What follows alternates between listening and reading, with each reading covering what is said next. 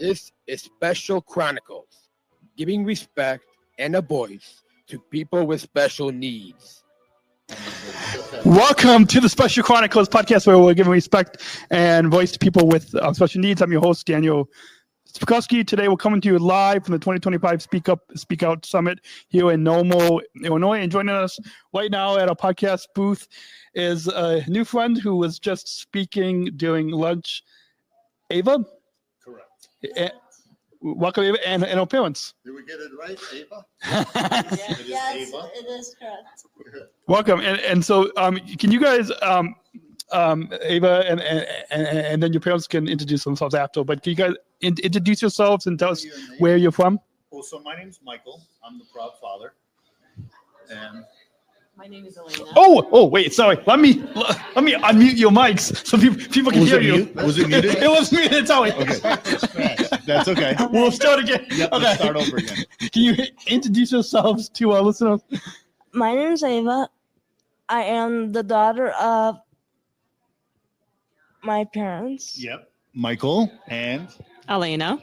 Awesome. And it was neat to sit. My dad and I to sit with you guys at lunch, and then to watch the video that they showed everybody, and then to hear you speak. So, can you share just a little bit of your story of what you shared on stage with everyone for our listeners? Sure. I was born with cerebral palsy and dystonia. Cerebral palsy is a disability where the cerebellum is damaged, and I didn't have enough oxygen to the cerebellum, and I was born 3 months premature. Awesome. Just like yourself, I was also, I think I was born like 3 1/3 months premature too. Wow. So we share have that in common. yeah. And dystonia is muscle stiffness, and dystonia and cerebral palsy are combined. Awesome.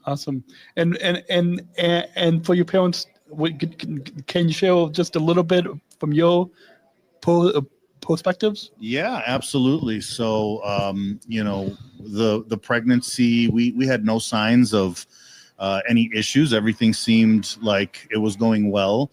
And then one day the water broke, and we ended up in the hospital. They were going to originally try to keep Eva inside her mother's belly for 3 months, or at least another, a month or so, they said, at least minimum.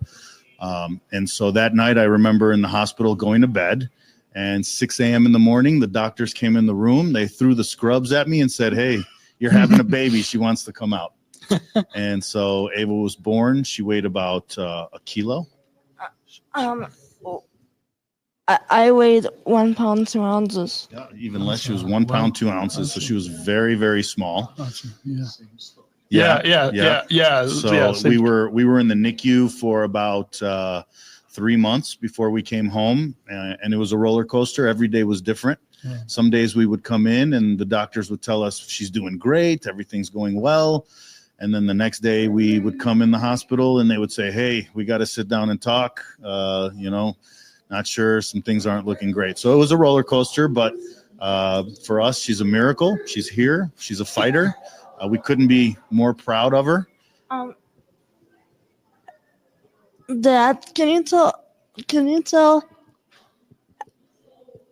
about why the doctors call you Dr. Kott? So, sometimes you have that parental intuition. And she was having some issues with feeding. So, she was so premature. They would feed her very little bit. And it wasn't coming out, and so over time, they said that she started crashing. They had to incubate her. She went through a little bit of a stressful moment there for all of us. And I was telling them, I said, hey, I think that the problem is she's been eating and nothing is coming out. And over time, I mean, what goes in has to come out. Mm-hmm. And so they were telling me, no, that's not it. You know, it's this and it's that. They all different kinds of things. And so one day I ended up coming into the hospital after her dealing with this for like 2 weeks of, being incubated and just very, very difficult time. And they said, we wanted to take a lower GI scan, and it seems like she was clogged up. And so they were calling me Dr. Kott because they said the whole time I was telling them what the issue was, and they weren't listening to me. But like I said, sometimes you have that parental intuition, Awesome. Yeah. Awesome. What does self-advocacy mean to you? This is your first time here speaking at the Speak Up and Speak Out, and so what does self-advocacy mean? It means making the world better and making change. Awesome. Yeah. Awesome. Yeah. What are you most excited about being here at this conference? Just inspiring others, and hopefully people will do the same. Awesome. Yeah, I love that. Can you share after you got off stage, your dad said that you had a speech written, but you just even like for myself, a lot of times we have a speech, but then we just speak from the heart and go off the cuff. Can you share a little bit more about what you shared in the room behind us of how you spoke from the heart, and share a little bit more of what you shared here at the conference? Can you repeat that? Yeah. Can you share a little bit more about the speech that you gave here when you were on stage, and you went off the cuff? Can you? When you decided not to go off of what we wrote, Yeah. you decided to speak from the heart. Yeah. Can you share a little bit more Yeah. about what it was that you felt like you wanted to talk about?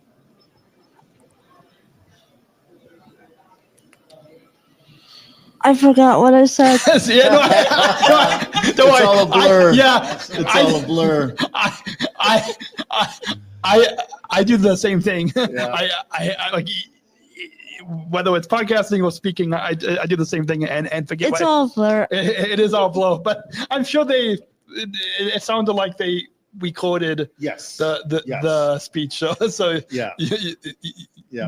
I think for her, the key was to try and be as, inspiring as she can be for other people that are coming up with some of the same challenges. And so we wrote a few things down, but she decided she wanted to throw some stuff in about her sister. Wanted to talk a little bit about her sister because they have a really incredible bond. Awesome. And I think they're both really lucky to have each other. But sometimes we fight. Yep. Sometimes they might get it at each other's throat a little bit. It's kind of like a sister conflict. That's right. But deep down, she loves me, even though that she hates deep feelings. She understands. She does. She Awesome. understands, yeah. Awesome. Can you share a little bit more about your sister and your? Can you talk about Zoe? Yeah. Yeah, sure. Zoe is 10 years old, gonna be 11 in December 9th. And I remember December 9th, 2014, I hold Zoe for the first time, and it was a miracle. Yeah. Awesome. Anything else about your sister? I remember when she was a toddler, I saw her walk for the first time. Mm-hmm. And I said, "Mom, look, Zoe's walking. She's walking to the dining room." And what does she mean to you? What does your sister mean to you? No matter how troubled she is, she's still my sister. All right. Awesome. That's a great. Also, yeah, great. Adding. Yeah, Yep. yeah, great answer. And I'm sure a lot of people learned a lot from that part of your story and everything that you shared. Because I told you when we were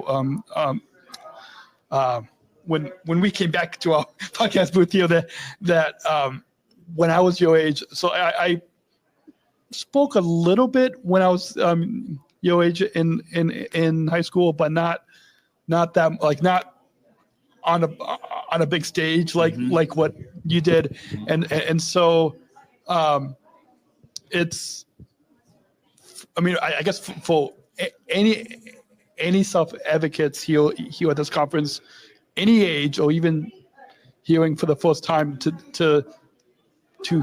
hear you speak, I'm sure that there'll be, like, the word, I guess, inspiration is thrown a lot in our That's disability right. community. That's right. And sometimes different people have a different view That's right. of that word. That's right. And so a lot of times, even saying that others will be empowered by your both at the conference and now being on this podcast, will be empowered by your story. I feel like I'm like Taylor Swift because she did the podcast with the Kelsey brothers. Yeah, yeah, just like that.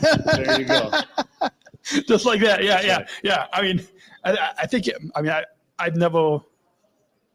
I don't know if I want to admit this on air, but I've never watched the podcast or really I've never listened to her music, but That's okay. But I guess That's but okay. yeah, I think it's for a different demographic. I think so too. Yeah, We're on the same page.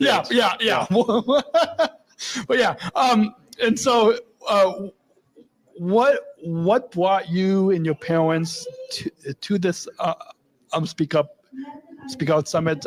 Did you get connected with Samantha, the executive director, or what brought you guys here? Yeah.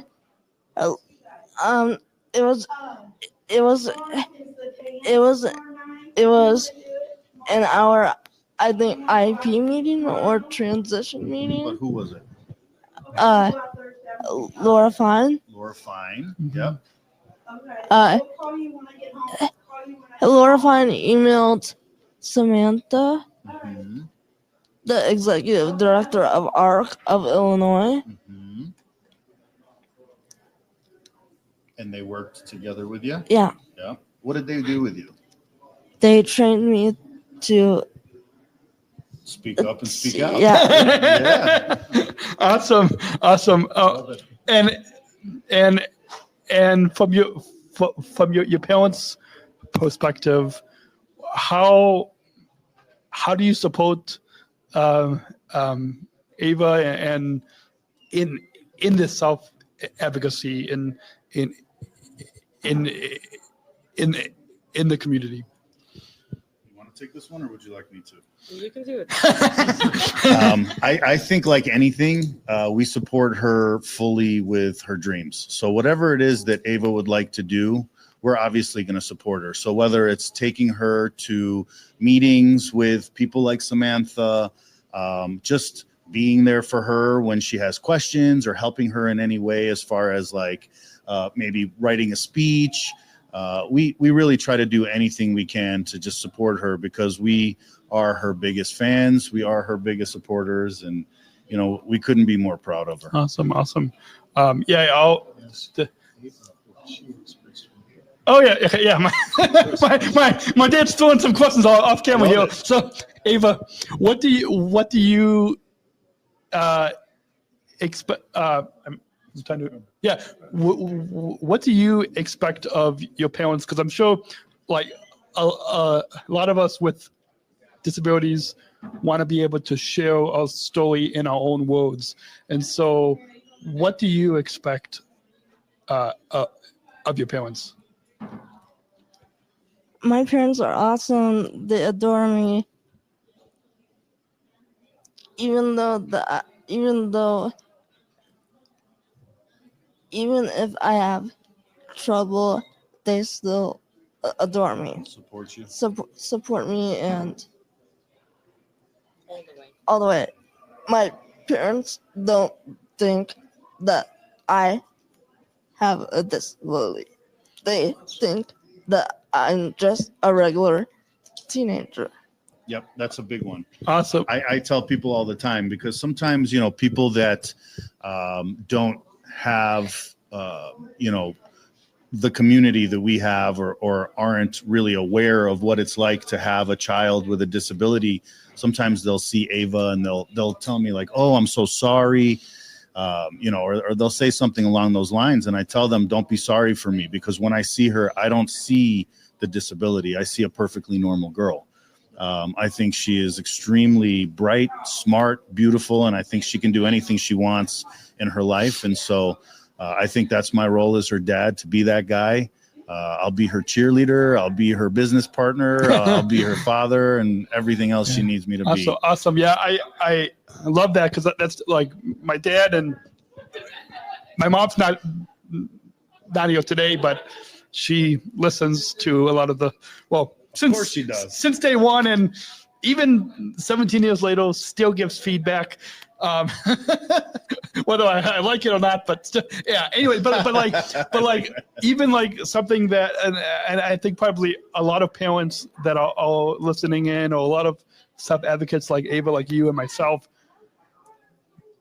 relate to what you both just said about how our parents don't see us with a disability, even whether it's a physical disability like CP, or an intellectual disability like myself. Our parents don't see us with having a disability, even though the outside That's right. world, They might not understand. Yeah, they might understand, but it's really supportive that all our parents see us that way. Whether it's a physical disability or emotional disability or even a mental disability, there's a quote that I like. I don't think of it as a disability. I think of it just a regular ability. A regular bit, yeah, awesome, yeah. That's a perfect way, and I'm sure a lot of our listeners will take that away, that it's just a regular ability. Absolutely. What do you hope others will take? Hopefully, our listeners will come out to next year's conference. But what do you hope to take away from this year's conference? Can you repeat that? Yeah. What do you hope to take away from the Speak Up and Speak Out Summit? This conference that we're at this week. What do you hope to take away from it? Yeah. How is it benefiting you? I want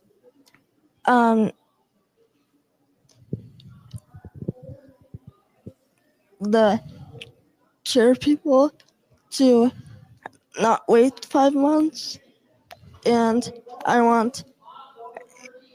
also want other people, like teenagers, to respect people with disabilities. So that's what you're trying to bring to the people, right? And that's what you're trying to advocate for. Yes. Well, what are you trying to take away from the conference? Would you say maybe confidence? Yeah. How do you feel after going up there and speaking in front of everybody? Do you feel more confident? I feel more confident. I feel proud of myself. I feel like proud. Proud. Mm. Okay. Awesome. So pride and confidence? Yeah. Maybe you feel like you can do anything now, huh? Yeah.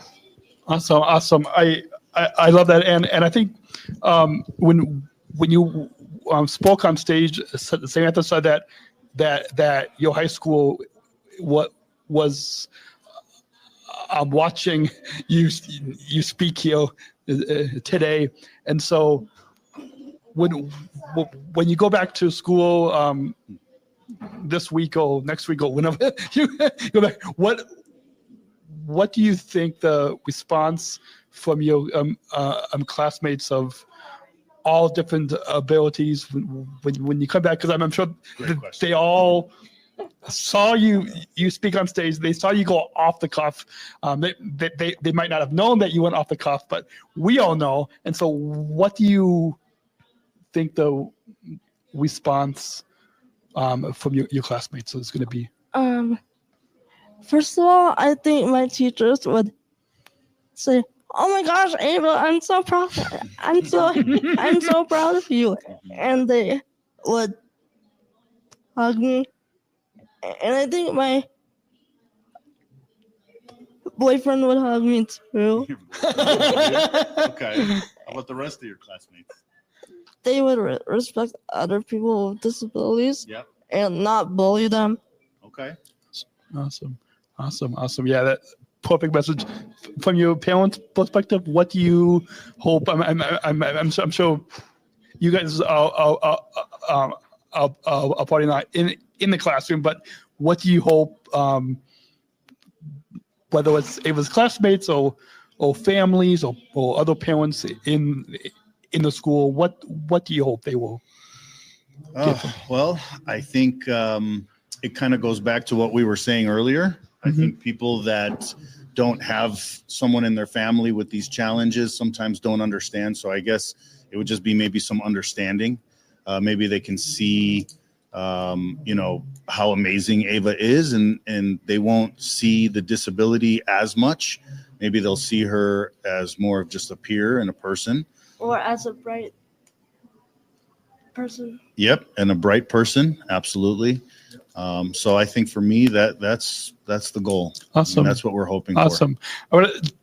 Based on that, I want to jump back to something that Ava that you said on stage. You mentioned a movie. I believe it's called Out of Your Mind, which I have not seen it.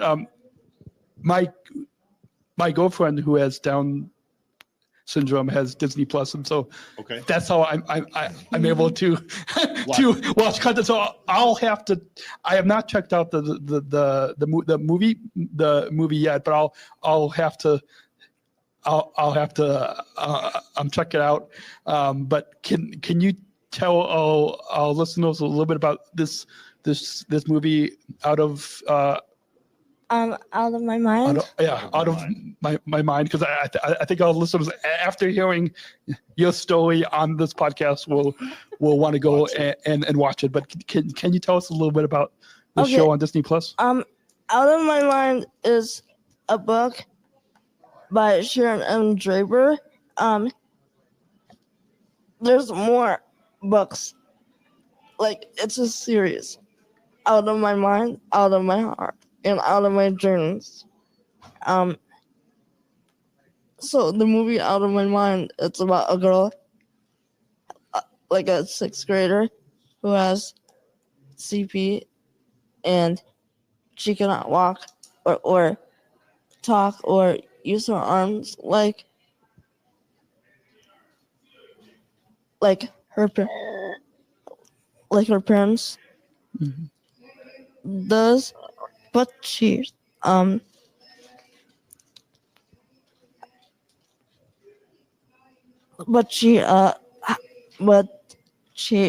got a talker that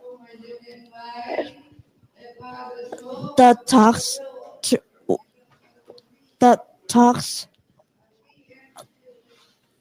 for her. Yeah, and my grandma and I watched it, and my grandma was bawling. Awesome. Okay. And you watched it with me, Dad. And what did you think? I thought it was a very emotional movie for sure. But I think what we really want to know is how it inspired you. Yeah. I felt bad for the main character, and I want to help people like her. Mhm. And was it inspirational to you? Yeah. In what way? How did it inspire you?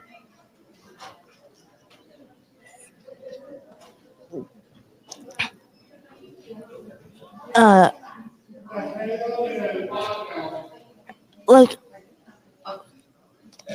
friends, like classmates betraying her, and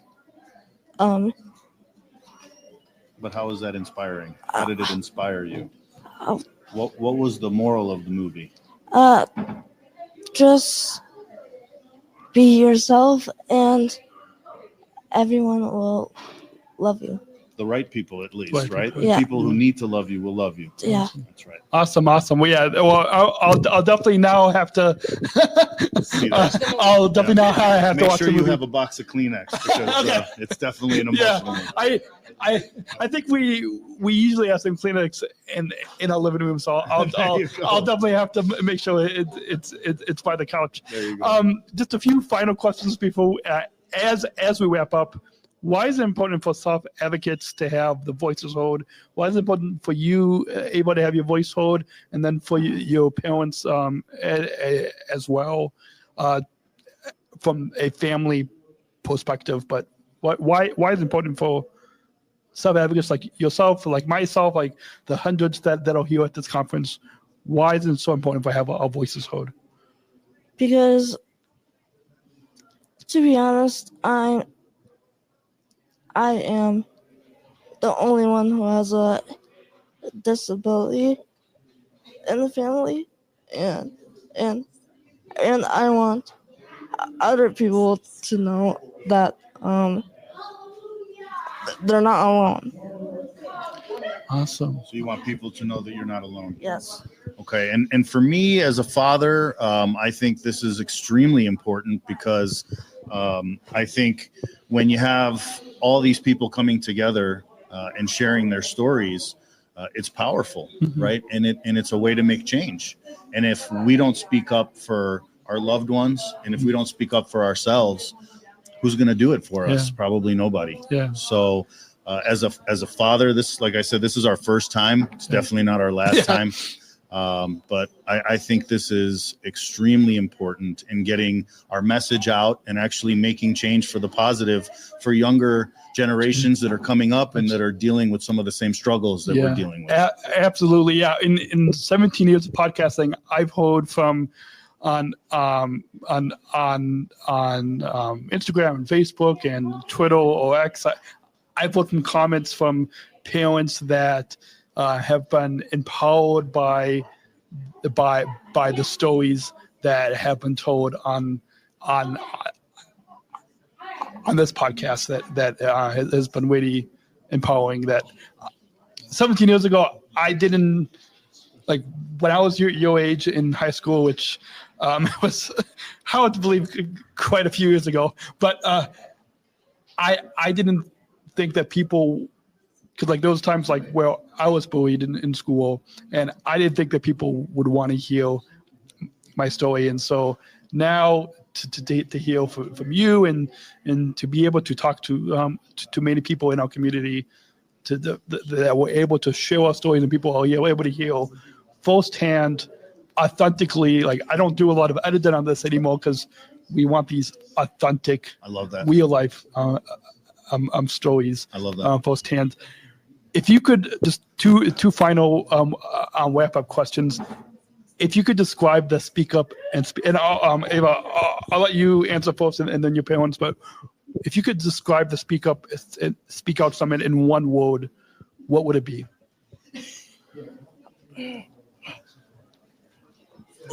We're all in this together. That's more than one word. I know it's difficult. Sorry. It's okay. Together. Together. I would say inspiring. Awesome. perfect. And when I had Zach Anno, who was the keynote speaker, he said, energizing. Energizing which is right. I actually had him sign his book for me. Nice. And that was one of the, I don't know if I should admit this on air. That was, in addition to hearing from you and many other self-advocates here, that was one of the reasons why I wanted us to have this live coverage here, was to be able to Meet him. to meet Zach. The guy's amazing. Yeah, he's amazing. What he's done is amazing. And what I love is that he gets his message across in a way where he kind of goes from comedy and making the whole room laugh to getting to the point and getting serious. Yeah. And, you know, he kind of navigates that and he does it really well. He gets his point across, and he does. Yeah. I think what he's doing is amazing. Yeah.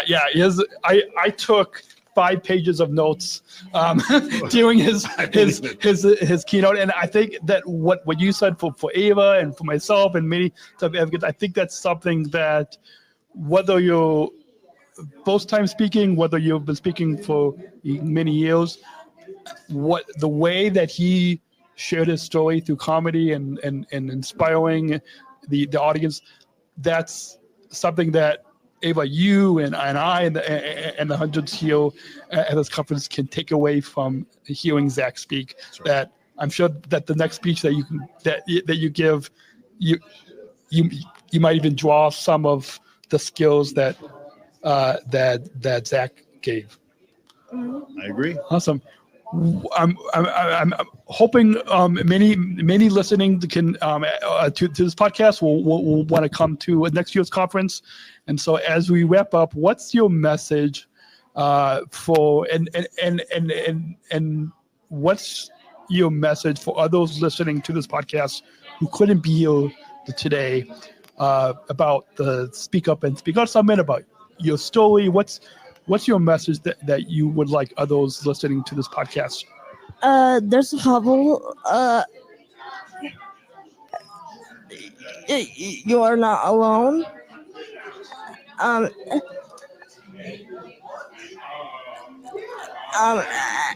Everyone will love you. This disability or not, everyone will love you. Awesome. My message to everybody is get out here. Yes. Make it out to the next one. This is so amazing. It's so worth it. And the more people that come, the more voices that come together, the more powerful it is. So awesome. Get out of here. Yes, come out. And so we'll put links for those of you listening. Oh, one more thing. One more thing. Get earbuds out of get earbuds out of the couch and get here. That's awesome. Right. Awesome. So I'm sure that will empower and inspire all of you to get out. Thank you again, Eva and Mike and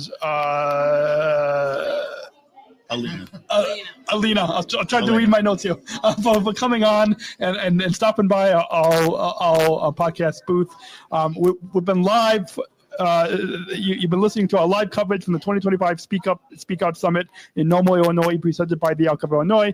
A big thank you to all the self-advocates, families, speakers, and community members who joined us on this on this live coverage series, sharing the powerful voices. If you enjoyed this conversation, hearing from Eva and her parents, please follow the Special Chronicles podcast on your favorite podcast app. If you're here at the conference, we've got a QR code that you can scan. And if you are not, the links will be in the description below.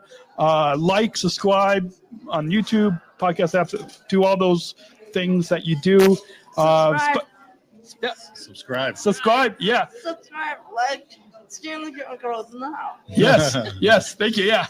You know, when I was your age, Eva, I didn't know what podcast, what all this. It was a newer thing. It was a newer thing. Yeah. So I'm. And also, Unbelievable. Yeah. Share this with your friends and family. Yes. Share this episode. share this episode with your friends and family so maybe people can hear Eva's and all the stories here. SpecialChronicles.com/SUSO2025 for all the episodes from this conference, and subscribe to our newsletter and follow us on social media. We are not on TikTok because I do not understand that. So Not yet, at least. We'll get there. yeah, somebody will have to show me. Anyways, and until next time, thank you all, and we'll see you on the next episode. Thank you. Yes. Bye. I just want to say, we're not on. Giving respect and a voice to people with special needs. I was trying to hold back emotions because your story is almost similar to Daniel's. You know,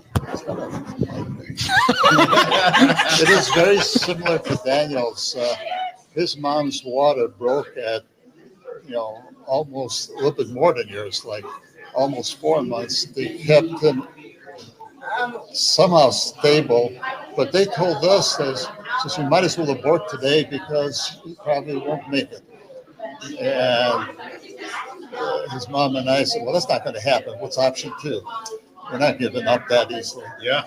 So they kept it, and at a certain point, the water ruptured completely because the placenta was completely infected. So we're at the hospital, and they checked everything, and he says, well, he's still stable, another day. And about a minute later, everything crashes. Yeah. His heart stopped. Oh. And it was like an inside. He was still inside there. It was emergency. I had never seen so many medical people running around. It was like you. They said, come on, we're going to get you geared up. Because they took Daniel to one operating room. And right next to it was another one they took me, because as soon as they took him out, they put him in the one because they had to fix his mom up. And then Daniel, and I remember, it was very emotional. Like, you could relate to this. I had the neonatologist came in, and they're trying to revive Daniel, and they did. And the doctor comes over to me and tries to introduce himself and saying what we're going to do now. And I'm a dad like with a million questions. Yeah. So I started asking, well, what's this and this and this? And the doctor was really cool. He put his arm around me and says, I'll tell you what we're going to do. Let's deal with what's happening today. Tomorrow morning we'll have another conversation. Because he said, he's probably not going to make it through the day. 36 years later, this is the problem. Here we are. Yeah. Exactly. Yeah. But one of the things that caught my attention, is I think what Dad was saying, but it relates to you, is you never give up. And early on, when he was in grade school, Can you take one? it was kind of tough. He got laughed at. He got bullied. Nobody wanted to be friends with him. And one thing I told him at that point, Daniel. I'm so excited. You guys did you do it already? Yeah, Yeah, we just finished. Yeah, we